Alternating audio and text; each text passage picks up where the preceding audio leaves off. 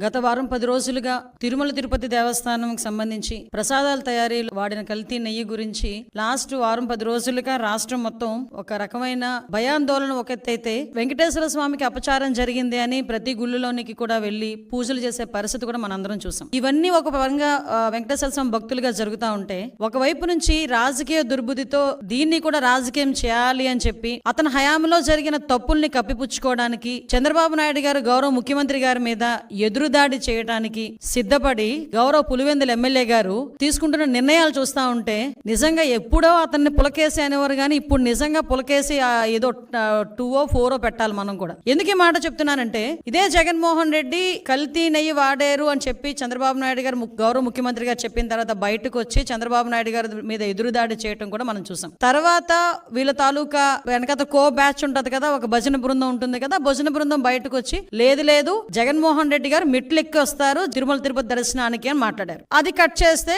కాదు నా కాలినడకని కాదు దర్శనానికి వస్తారు అన్నారు. ఇదంతా జరుగుతుంది. ఓకే, దర్శనానికి వస్తే రప్పించుదాము, కూర్చోబెట్టి అన్ని గౌరవ మర్యాదలు ఇచ్చి డిక్లరేషన్ మీద సంతకం పెట్టించుకొని అతన్ని తీసుకెళ్లి దర్శనానికి పంపిద్దామని చెప్పి ఆలయ అధికారుల దగ్గర నుంచి భద్రత దృష్ట్యా పోలీస్ డిపార్ట్మెంట్ వాళ్ళు అందరూ కూడా అతను రాటుకని ఆహ్వానించారు. ఆల్ ఆఫ్ సడన్ అతనికి ఇష్టం లేకనో లేకపోతే ఇంట్లోంచి బయటికి తల్లి చెల్లికి పట్టిన గతి పడతాదని భయం వేసో తెలియదు గానీ ఆటోమేటిక్ గా లాస్ట్ మినిట్ లో అయితే నేను వెళ్ళట్లేదు అని చెప్తూ కుంటి సాకులు చెప్పే పరిస్థితి వచ్చింది. ఏంటా కుంటి సాకులు అంటే డైరెక్ట్ గా బయటకు వచ్చి మాకు నోటీసులు ఇచ్చారు అన్నారు. అరే, పోలీస్ యాక్ట్ సెక్షన్ 30 అన్నది ఈ రోజు చంద్రబాబు నాయుడు గారు తీసుకొచ్చింది కాదు. నీకులాగా జీవో నెంబర్ 1 ఇచ్చి సభలు అది ఆపుదాం అని చెప్పి లోకేష్ గారు పాదయాత్ర చేసినప్పుడు వచ్చిన జీవోలు కాదు ఇవి. పోలీస్ యాక్ట్ సెక్షన్ 30 అన్నది ఎప్పుడైనా శాంతి భద్రతలకు విఘాతాలు కలుగుతాయి అనుకునేటప్పుడు డిపార్ట్మెంట్ వాళ్ళు రెగ్యులర్ గా ఇచ్చే నోటీస్ అది. ఆ నోటీస్ లో చాలా క్లియర్ గా వైఎస్ జగన్మోహన్ రెడ్డి గారు ఆంధ్రప్రదేశ్ మాజీ ముఖ్యమంత్రి 27/9/24 28/9/24 తేదీల్లో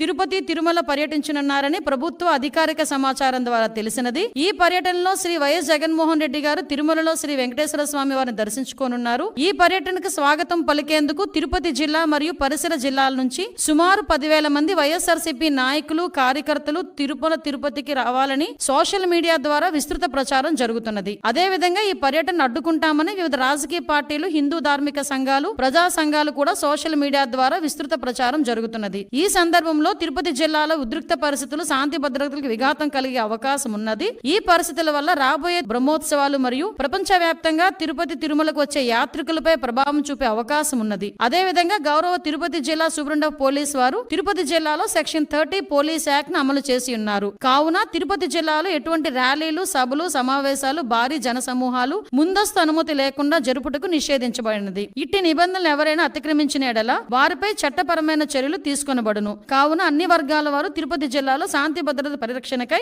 పోలీసు వారికి సహకరించాల్సిందిగా కోరడమైనది. ఇది నోటీస్.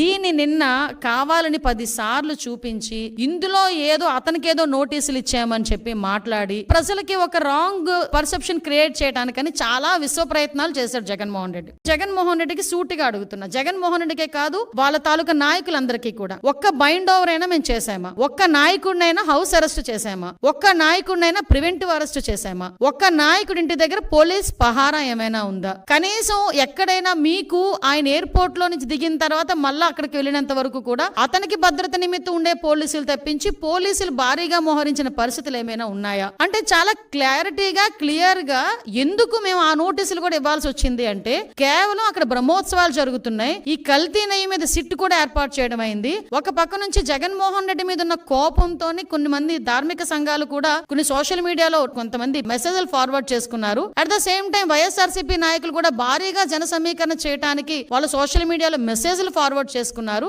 ఈ నేపథ్యంలో ప్రజలకు ఇబ్బంది కలగకుండా, యాత్రికులకు ఇబ్బంది కలగకుండా, విఐపీస్ కి ఇబ్బంది కలగకుండా ఉండటానికి రెగ్యులర్ గా శాంతి భద్రతలు విఘాతం కలిగిస్తాయి అనుకునేటప్పుడు పోలీస్ డిపార్ట్మెంట్ వాళ్ళు ఇచ్చే నోటీస్ అది. ఆ నోటీస్ కూడా జగన్మోహన్ రెడ్డికి ఇవ్వలేదే. జగన్మోహన్ రెడ్డిని రావద్దు అని ఎవరు చెప్పలేదే. మీరు రాకండి అని మేము ఎవరు చెప్పలేదే. వస్తే మిమ్మల్ని అరెస్ట్ చేస్తామని చెప్పలేదే. ఏ రోజు చంద్రబాబు నాయుడు గారిని ఎయిర్పోర్ట్ లోనే ఆపేసినట్టుగా మేము ఎప్పుడు ఆపడానికి మేము ప్రయత్నం చేయలేదే. నిజంగా జగన్మోహన్ రెడ్డి గారిని ఆపాలనుకుంటే ఆయన ఇంత ధైర్యంగా ఈ సెంట్రల్ జైలు విజిట్లు చేసేవాడు ఆయన? ఎంతమంది సెంట్రల్ జైల్లో ఉంటే విజిట్లు చేశాడు ఆయన? మేము ఎప్పుడైనా ఆపామా? అంటే విషయం ఏంటంటే మేము ప్రజాస్వామ్యబద్ధంగా ముందుకెళ్తున్నప్పుడు మా మీద బురద చల్లటానికి పోలీస్ నోటీసులు నాకు ఇచ్చారు అని చెప్పి నిన్న అతనికి వెళ్ళడానికి ఫస్ట్ ఆఫ్ ఆల్ అతనికి వెళ్ళటానికి ఇష్టం లేదు తిరుమల తిరుపతి దేవస్థానానికి. దట్టు డిక్లరేషన్ ఇచ్చి వెళ్ళడానికి అసలు ఇష్టం లేదు. మళ్ళీ నేను నొక్కి పెడుతున్నా, డిక్లరేషన్ వన్స్ ఇచ్చి గనక ఆయన టెంపుల్లోకి వెళ్తే వాళ్ళ ఇంట్లో తల్లికి చెల్లికి బట్టిన గతి అతనికి పడతాదేమో ఉద్దేశంతో అతను వెళ్ళడం మానేశాడు. ఆ మర్మం ఏంటో మీరే గ్రహించండి.